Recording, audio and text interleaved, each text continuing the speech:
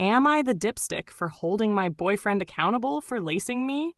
I need some perspective on a situation that's been weighing heavily on me. I'm 25 years old, and my boyfriend, 27 male, and I have been together for 2 years. I always thought we had a strong and trusting relationship. However, recently I discovered that he had been lacing my drinks with substances without my knowledge or consent. It all started when I began feeling strange after having drinks with him at home. I noticed that I would feel unusually drowsy and disoriented, even after just one drink. At first, I brushed it off, thinking it was just fatigue or stress. But when it continued to happen, I became suspicious.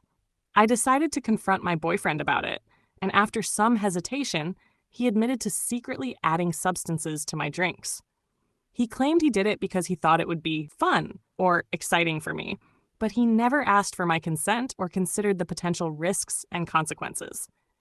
I was shocked, hurt, and furious.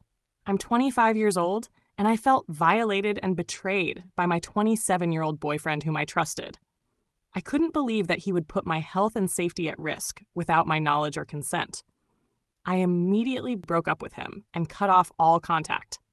Now, some of my friends are saying that I'm being too harsh on him. They argue that he didn't mean any harm and that I should forgive him since we had a good relationship before this incident. They say that everyone makes mistakes and that I shouldn't ruin a good thing over a one-time error in judgment. But I can't shake off the feeling of betrayal and violation. I feel like I can't trust him anymore, and I'm worried about what else he might have done without my knowledge. Am I the dipstick for holding him accountable and ending the relationship? Am I overreacting, or am I justified in my decision? Jackson Love 3 comments. Absolutely, positively not the dipstick. You also need to get rid of these friends. These aren't friends.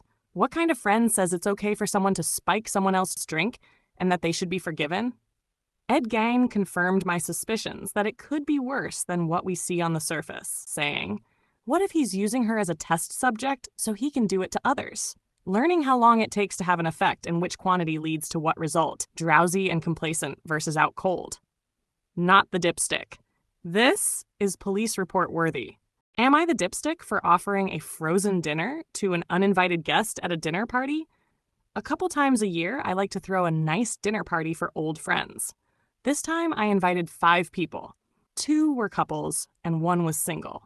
We have all known each other for around 15 years, and get together maybe every 3 months. I was making filet mignon and a small lobster tail with 2 sides. I spent over $300 and didn't buy extra because they are served 1 each per guest and are expensive. As a surprise to me, the single guest brought along his new girlfriend who I had not met or known about.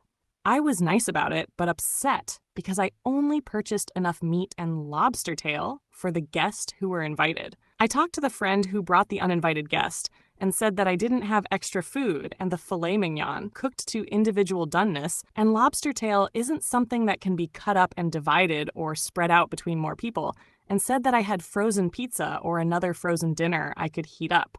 He was very upset with me and accused me of not liking his new girlfriend and trying to embarrass them. After his outburst, they left. Was I wrong?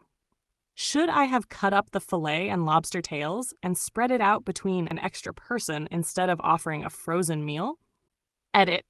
I didn't think of them splitting their plates at the time. I have ADHD, so I have some issues with changes in plans and multitasking. Anyway, another friend messaged tonight that the friend that brought the uninvited girlfriend had been arguing with her before the dinner. So that is part of the reason he was upset and quick to leave. Fat Lil Plums responds, "Not the dipstick, obviously. You were being as gracious as a host can be, and your friend was being selfish and dumb. I bet his new girlfriend was not exactly impressed with his behavior." I also like this response from a question of balance, saying, the friend could have offered up his lobster tail to his girlfriend. Am I the dipstick for not having passionate hugging with my husband anymore? My husband and I have been together for almost 33 years, married for almost 26. When we started dating, I was tiny, size 0 tiny. I was also 17. We had our first baby when I was 25, and I gained a lot of weight during that pregnancy, but was able to lose it all afterwards. Second baby came at 28, and I lost the weight after that one too. Fast forward to 2009, 2020. I slowly gained weight until one day I made the conscious decision that I needed to do something for me, and I started a coached diet plan where I went from 210 to 138.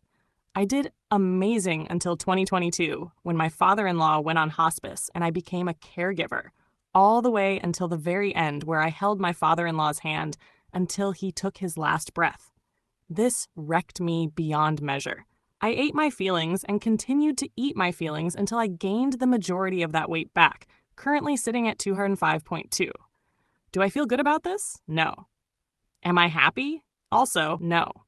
Several months ago, we were attempting to have passionate hugging. We've always had a fairly healthy and active passionate hugging life. But on one particular night, when he was trying to perform oral passionate hugging on me, he told me, "Your belly is in the way and I can't get to where I need to be." I was so mortified, embarrassed, and heartbroken that I told him we can't have passionate hugging anymore, and he hasn't even tried. He shows zero affection towards me, other than an occasional kiss. More like a quick peck on the lips.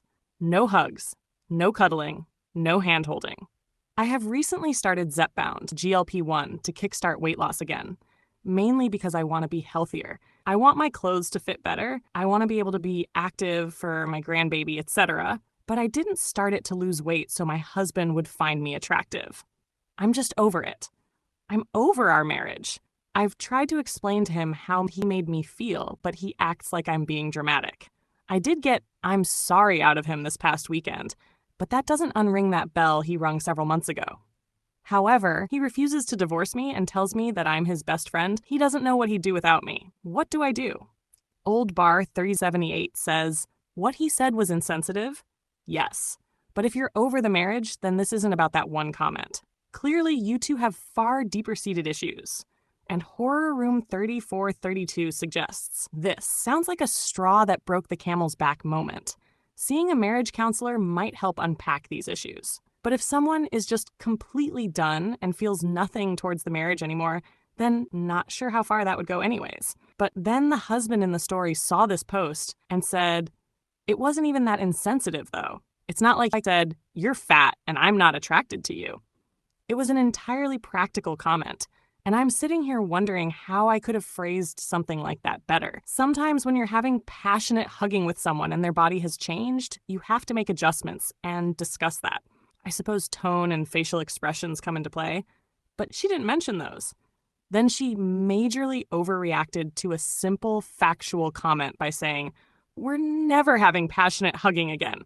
I agree, we need counseling, as it sounds like there's a lot more to unpack, maybe around resentment at caregiving for my father." Flashy Baker 4370 drops this.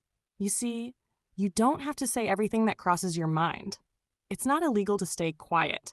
If you choose to say it, then you need to understand that choices in life have consequences. Adults usually know when they should stay quiet, and part of being a functioning adult is accepting the consequences of our actions.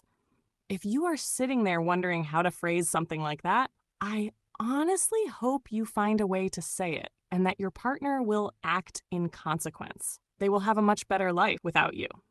While I personally believe some of the comments seem harsh and jump straight to divorce, I do believe that with counseling and serious effort on the husband's side, it could be possible to rekindle what they once had.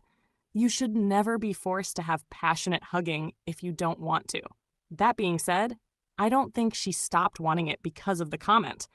It was more likely the jumping to defensive mode and lack of affection and effort at rebuilding the trust that made her lose hope. But what do you think? Could this marriage be saved? Tell me in the comments, and please don't forget to show your support with a like and subscribe.